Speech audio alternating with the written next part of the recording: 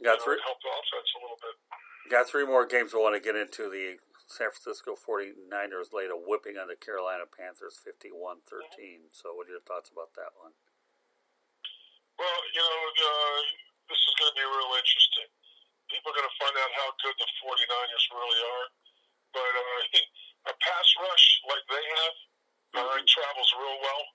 And so, you're going to be looking at the quarterback play in the playoffs and whether or not Garoppolo is a championship quarterback.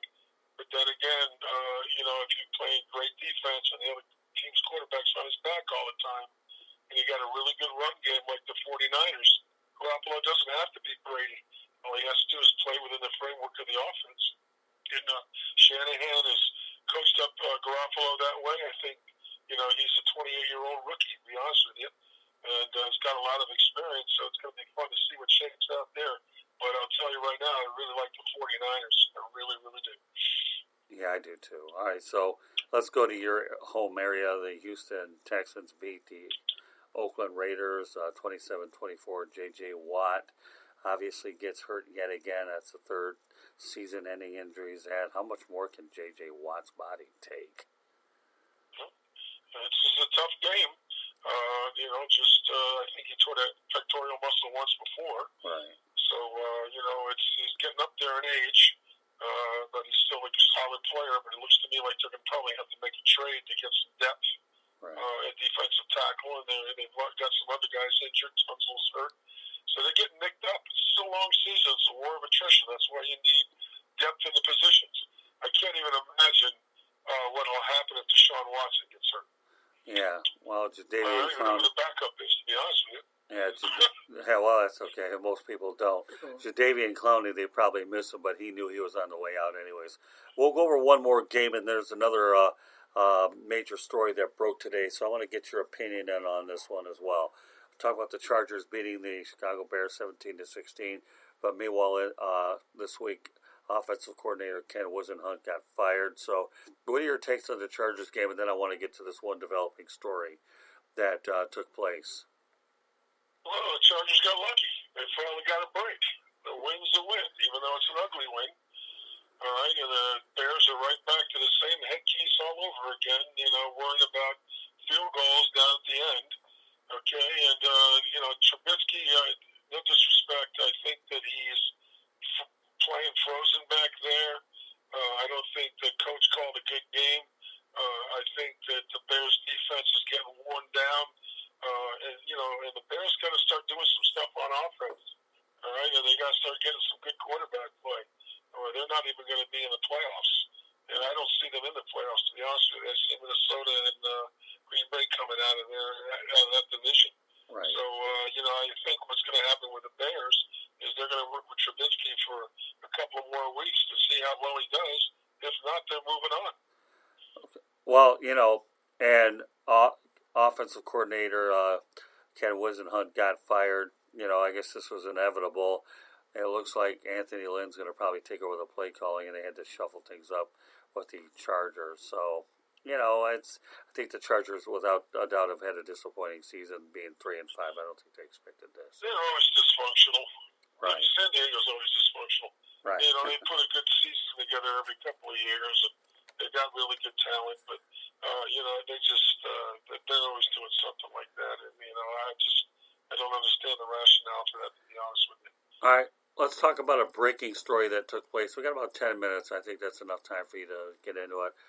And that's the ruling from the NCAA where they're going to start allowing likeness and a little bit of money coming into the players. Why don't you give an overview, Lewis, about what came out of there, and then Bill can comment on it. So I guess, as athletes, their name is their brand, right? It's their image. Everything they say and everything that they do is going to reflect on their brand and how, they can profit from that financially. But I genuinely think that this was long overdue.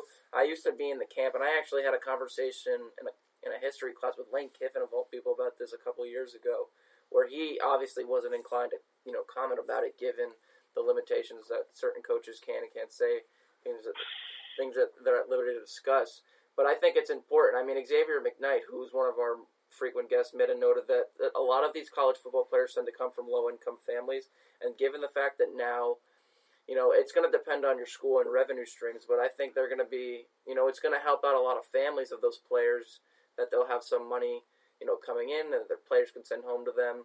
And, I'm sure there's going to be a way that they can kind of sanction that and control how much money is given out, how they can use that money, et cetera, et cetera. But, I think it's important because at the same, it's essentially like coercive, labor to allow a player to, make so much money for the school and then you bring absolutely nothing in return for yourself. Bill? Well, Lewis, I will say that I agree that the players need to get a little, we'll call it stipend, so they can go out and go to the movies and maybe get a jacket when it's cold out. I remember Barry Switzer losing his job at Oklahoma because he bought a recruited jacket. So the NCAA has always been like a dinosaur when it comes to meeting the needs of the players, the college football and college sports in general. The other side of the coin is that, you're going to have the haves and the have-nots, and you're only going to have a wider chasm between the real powerful teams that can afford to pay their players and, the programs that are kind of like stepping stones for the big programs in the sense that they don't have the money to be able to pay the players. So you're going to have, a disparity between the haves and the have-nots. But even if on a level playing field, I think that needs to be regulated a little bit in the sense that how the players, where that money comes from, are all the players going to get paid the same? If a guy is, got a brand and he's making a big name for himself, maybe he can make a little extra money. But I still think the NCAA is going to come back and try to block it in some way. I just think it's too progressive and too soon. But I think we're moving towards, eventuality of the players getting some compensation so that they can focus, on class and, and be able to meet the needs without starving, particularly the kids from, lower socioeconomic backgrounds. When I was in Princeton, we used to scalp our tickets. Okay, we did all kinds of things to survive. So I could just imagine what it's like 30 or 40 years later for these kids today and the cost of living. It's almost a necessity today to have to figure out some way where we get some kids to be able to get some money. But I don't think it needs to be, ridiculous.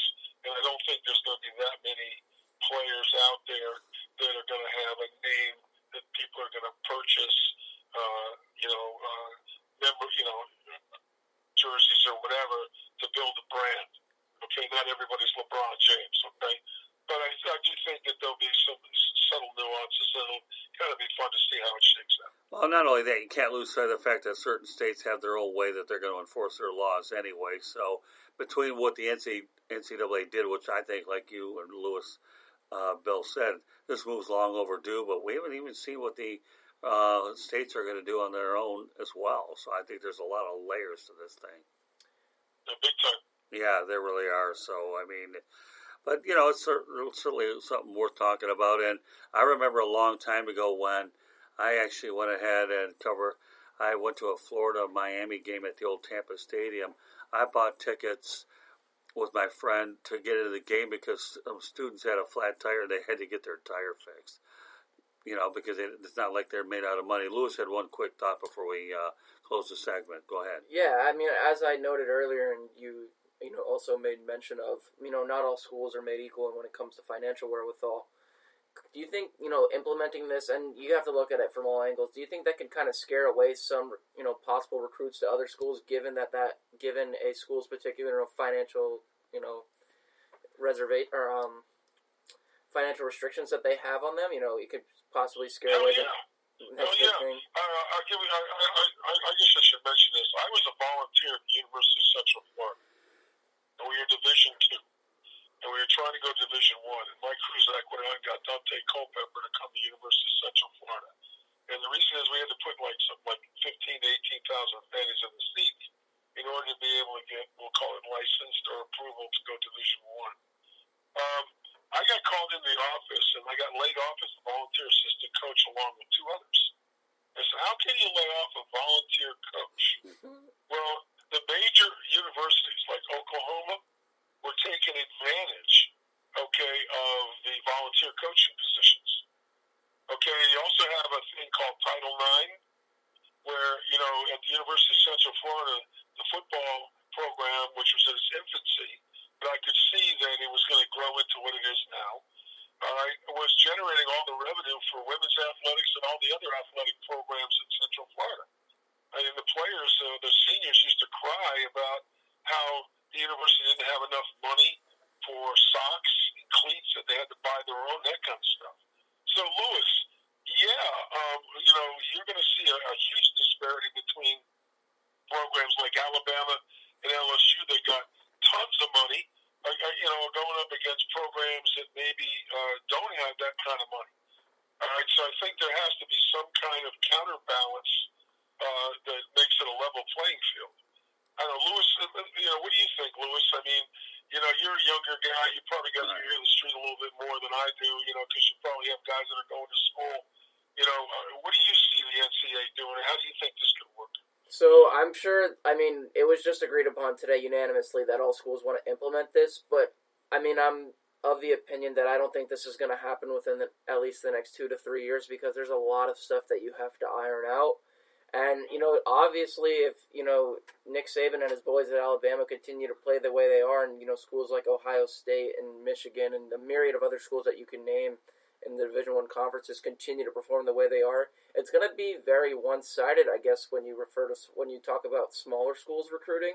But at the same time, some of the best players in the NFL came from, unranked schools, or, Gardner Minshew, a 6th-round draft pick, came from a school who probably would have paid him like minimum wage at McDonald's if he was, the quarterback there at University of Washington. So, yeah, I think it may create more of a one-sided thing, but most of the time I don't think it'll matter that much, considering most of us only pay attention to Division I schools anyway when we consume our college football. And not only that, think about it, Bill. Lewis does cover Florida Atlantic University, and when you talk about schools like FAU versus some of the big heavy hitters, I can definitely see a large disparity between the universities. And we are, a Conference USA Division I school, but we don't draw the same crowds, and we don't have the names. We did have Alfred Morris and Devin Singletary. Yeah, but they're far and few between compared to what the other ones are. There's no doubt about that. It would affect us. Location plays a part in that too, but it would affect us as far as recruits go, because we may not have the money to offer them if they have an offer from Alabama.